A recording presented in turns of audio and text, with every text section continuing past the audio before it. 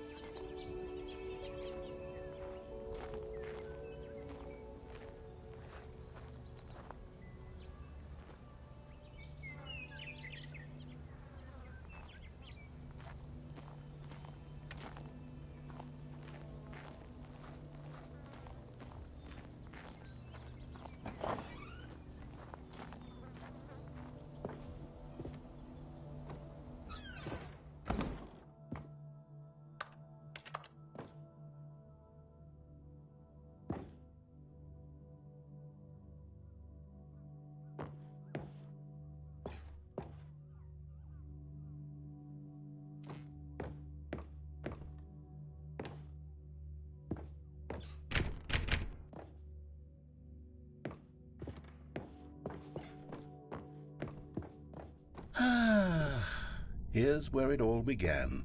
The first collectible. Back then, we had no idea of how many of them we'd find. Sure, it said 6 right there on the screen, but how could we know for certain? We were so innocent. We'll never be like that again, Stanley.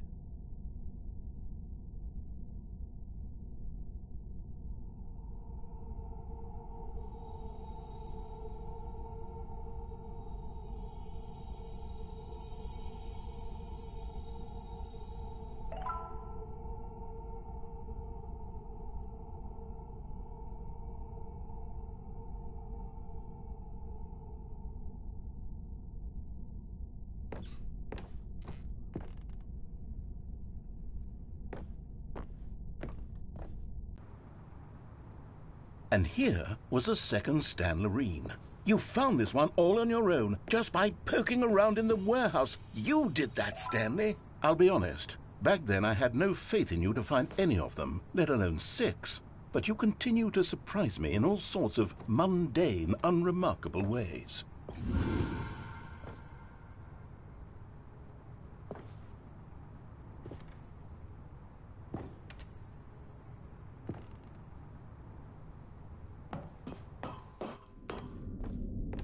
Okay, let's do a little quiz.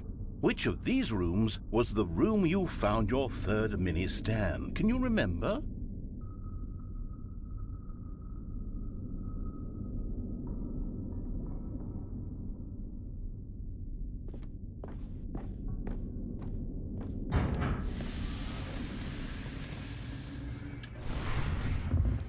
Hey! That's exactly right. It was here, behind the boss's office. It was the third one. You picked it up, and then after that, you had 3 of them. I'm glad these moments are so crystal clear in your memory, but I shouldn't be surprised. After all, science tells us that it's impossible to forget your third time doing anything.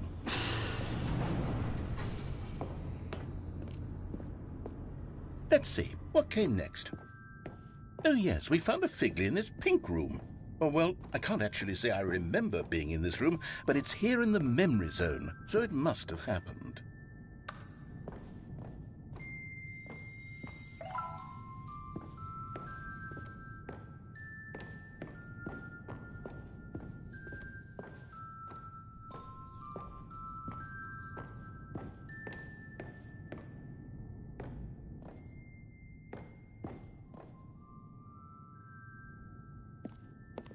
This was the 5th mini Stan, and this one was really something special. It was under the stairs. I remember it so clearly. In fact, because this one is particularly special to me, I made a little video to commemorate the occasion. Enjoy.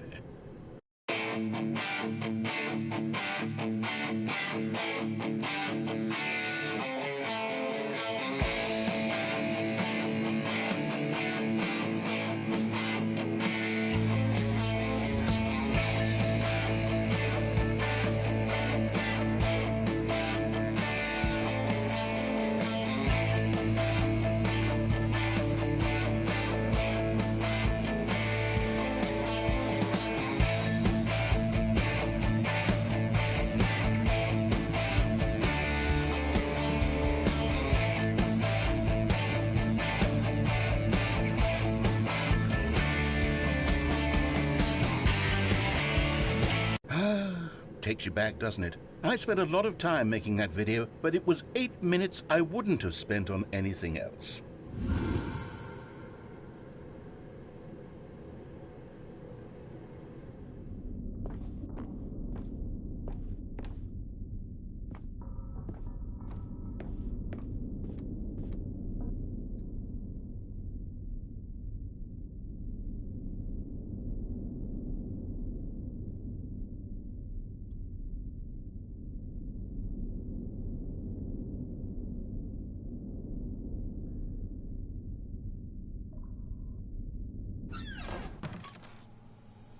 And then, Stanley, then we came to the last collectible, the final figurine, right here in the boss's bathroom. This memory is the most distinct and clear in my mind, perhaps because it was the one that happened more recently than all the others. Who can truly say how the mind works? All I know is that this is the moment where you picked up a Figley and I thought to myself, yes, that's all of them. They're all collected. It was a moment unlike any other. Except for the other moments picking up figurines, which it was exactly like.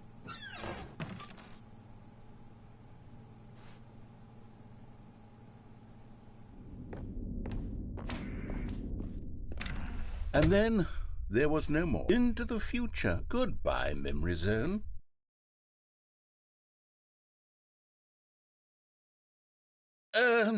No, I'm not done. I'm not ready to move on. Stop the loading screen. Isn't there some way we can stay here, keep enjoying these figurines? Let's just go backwards. We'll do the memory zone again from the opposite direction. See how that feels.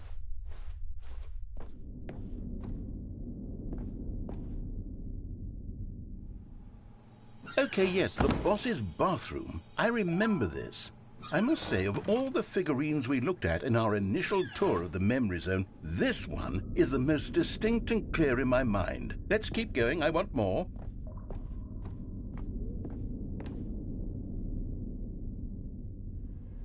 And here's where I made that video. Don't you remember the video we watched?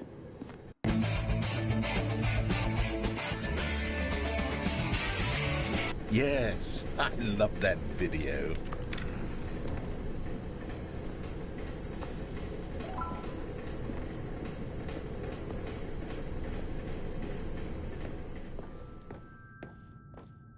Still don't remember the pink room, Stanley. Still no memory of this one. Good room, though. A solid room.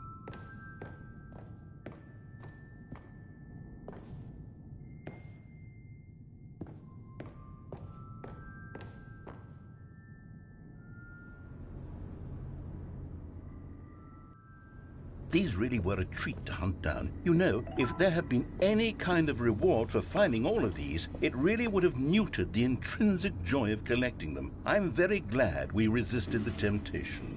Next one.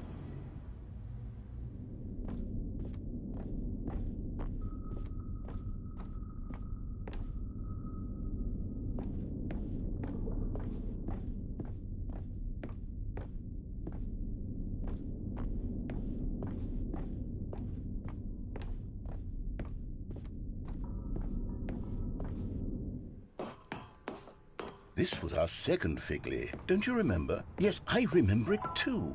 The past is truly a wonderful thing. Why does anyone ever choose to leave it? Keep going. This is it. The very first one we found in the exhibit where I introduced you to the figurines. Oh, I want more memories, Stanley. I want to keep going. What else is there? What came before this?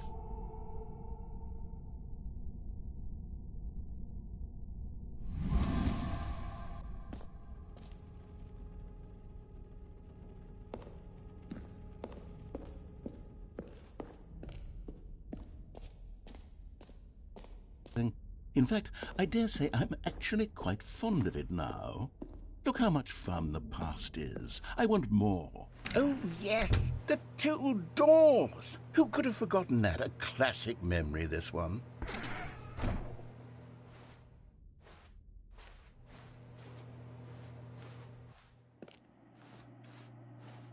And before everything else, there was your office. Is there anything else?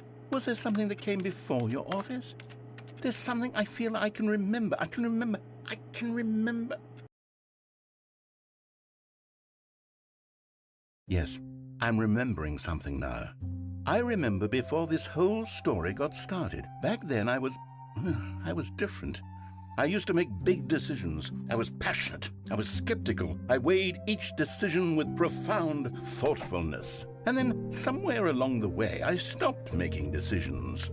I became lazy, and I came up with a character named Stanley to do my thinking for me. He would make the decisions. He would decide which way to go. I would cheer him on as he collected figurines for no reason. Why did I invent Stanley? Was I lonely? Yes, perhaps that's it. Perhaps I needed to imagine I had companionship. And Stanley really did make for a wonderful companion, even if he was a fiction. But I suppose it's grown old. I want to think for myself again. I want to go back to how it used to be. Yes, I can be on my own again. I can do it. I'll be stronger this time. I'll take care of myself. I don't need Stanley anymore. Oh, but he truly was so much fun to play with. You know what?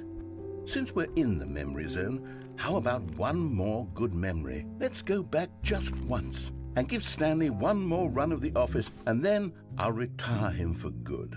I did enjoy telling his story so very much. Okay, here we go. This is the story of a man named Stanley.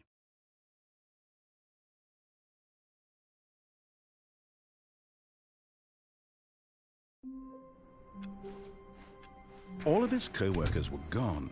What could it mean? Stanley decided to go to the meeting room. Not everyone is so lucky to have a bucket, but Stanley is a very lucky fellow. Very lucky indeed.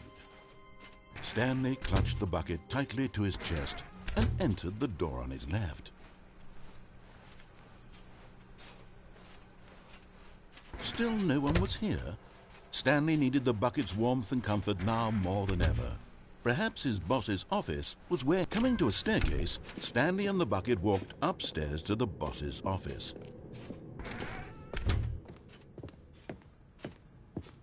Stepping into his manager's office, Stanley was once again stunned to discover not an indication of any human life. Crushed by the weight of this revelation, Stanley may have broken down into an emotional dumpster fire if not for the soothing presence of the bucket. Even now, in his darkest of hours, did the bucket's warmth and guiding light pierce the dark clouds of confusion and chaos. It would be with him always. The bucket would, and he knew it. The two of them were inseparable. At this point, Stanley was so absorbed in the tender spiritual connection he shared with the bucket that he didn't notice the keypad behind the boss's desk. Nor in his bliss of simply being near the bucket did he have any notion that the PIN number for the keypad was 2845.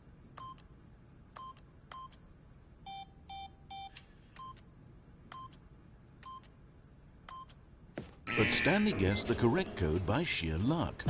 Was it that the bucket knew all along? Was the bucket guiding him?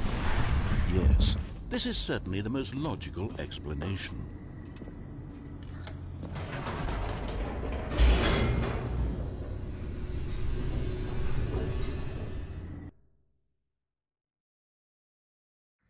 The elevator raced downward, plummeting towards an unknown fate. It would be all Stanley could do to keep himself together, if not for the bucket. Soothing him, comforting him, reassuring that in this darkest moment of uncertainty, he would be all right. The bucket is here for you, Stanley. Everything will be fine. Stanley and the bucket walked straight ahead through the large door that read, Mind Control Facility.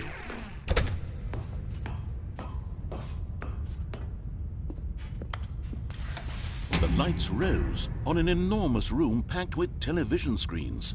What horrible secret did this place hold? Stanley and the bucket both wondered to themselves.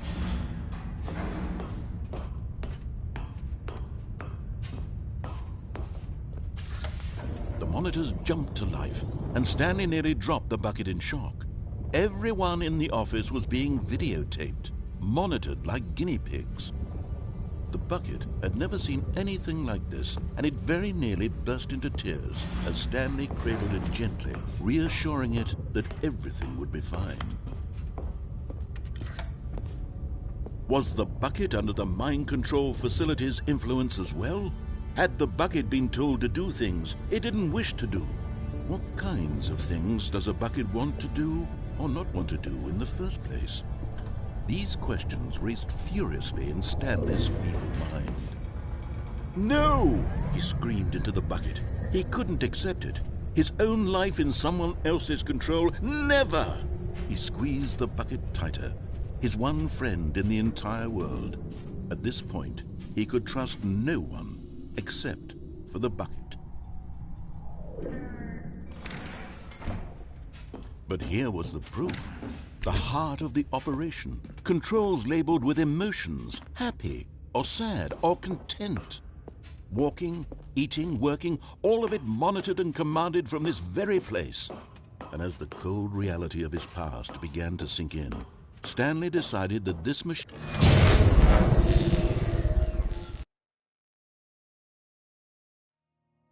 Stanley and the bucket waited in blackness. Was it over?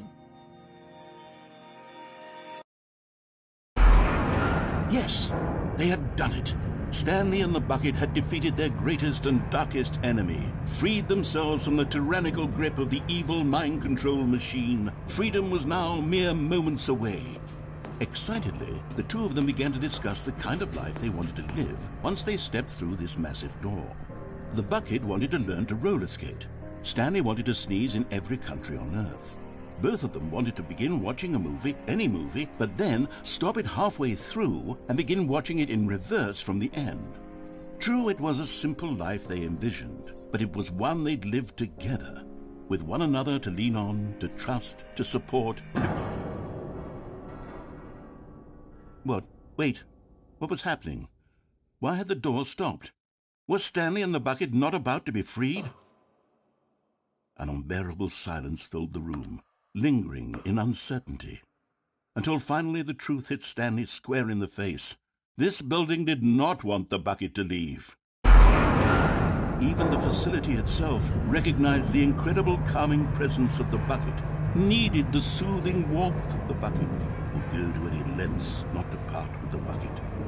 No. Stanley can't leave this place, not while he has such a precious bucket in his arms. Not while this building has anything to say about it. Stanley realized he would never again leave this very room. But at least he has the bucket. To be trapped eternally in darkness isn't really so bad, Stanley thought to himself. As long as I have my bucket with me, right? I'll be okay, won't I? Stanley gulped. Very soon now, he was about to find out.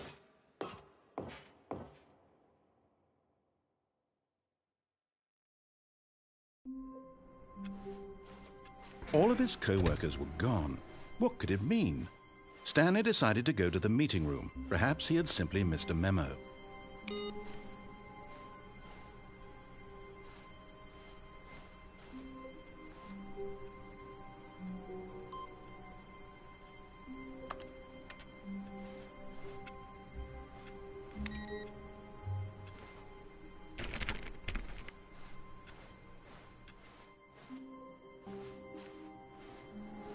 No matter how hard Stanley looked, he couldn't find a trace of his co-workers.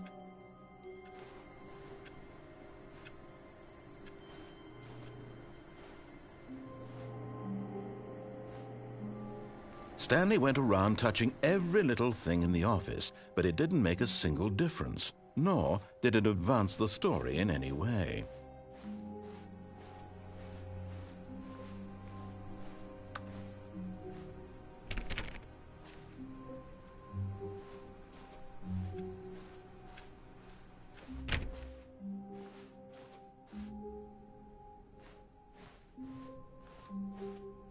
When Stanley came to a set of 2 open doors, he entered the door on his left. This was not the correct way to the meeting room, and Stanley knew it perfectly well. Perhaps he wanted to stop by the employee lounge first, just to admire it. Wow, yes, this room. But eager to get back to business, Stanley took the first open door on his left. Stanley was so bad at following directions, it's incredible he wasn't fired years ago.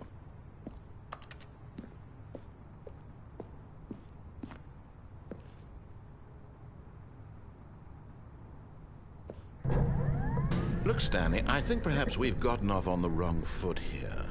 I'm not your enemy, really, I'm not. I realize that investing your trust in someone else can be difficult, but the fact is that the story has been about nothing but you all this time. There's someone you've been neglecting, Stanley. Someone you've forgotten about. Please, stop trying to make every decision by yourself. Now, I'm not asking for me. This is it, Stanley. Your chance to redeem yourself, to put your work aside, to let her back into your life. She's been waiting. That's her, Stanley. You need to be the one to do this, to reach out to her. If you can truly place your faith in another, then pick up the phone.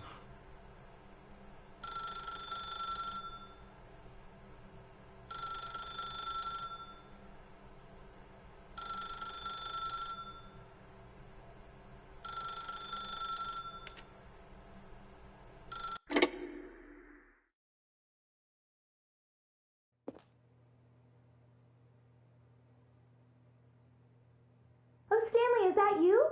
Hold on, sweetie. Sorry to keep you waiting. I'm just pulling the bread out of the oven. All right. Okay, there we go. All right, now, I want you to come in and tell me all about your day. Gotcha. Oh, come on. Did you actually think you had a loving wife who'd want to commit their life to you? I'm trying to make a point here, Stanley. I'm trying to get you to see something. Come inside. Let me show you what's really going on here. Sorry, but you're in my story now.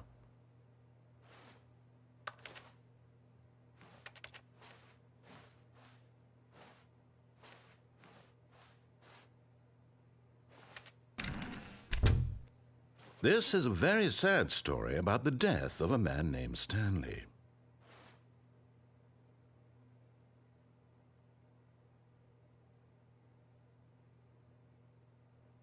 Stanley is quite a boring fellow. He has a job that demands nothing of him, and every button that he pushes is a reminder of the inconsequential nature of his existence.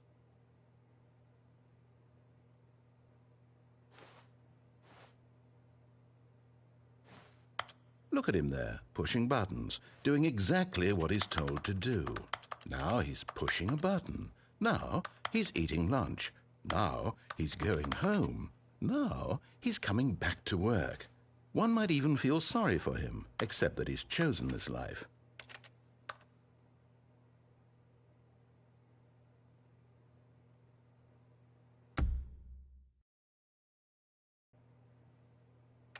But in his mind, he can go on fantastic adventures. From behind his desk, Stanley dreamed of wild expeditions into the unknown, fantastic discoveries of new lands. It was wonderful, and each day that he returned to work was a reminder that none of it would ever happen to him.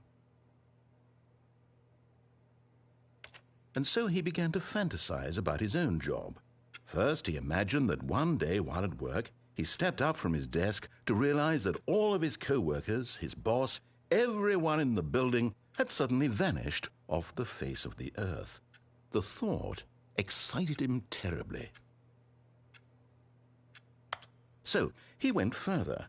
He imagined that he came to two open doors and that he could go through either. At last, choice. It barely even mattered what lay behind each door. The mere thought that his decisions would mean something was almost too wonderful to behold.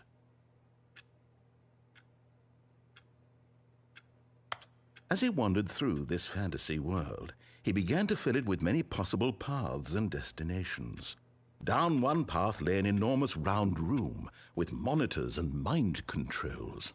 and down another was a yellow line that weaved in many directions, and down another was a game with a baby. And he called it the Stanley Parable. It was such a wonderful fantasy, and so in his head he relived it again, and then again, and again, over and over, wishing beyond hope that it would never end, that he might always feel this free. Surely there's an answer down some new path, mustn't there be? Perhaps if he played just one more time. But there is no answer. How could there possibly be? In reality, all he's doing is pushing the same buttons he always has. Nothing has changed. The longer he spends here, the more invested he gets, the more he forgets which life is the real one.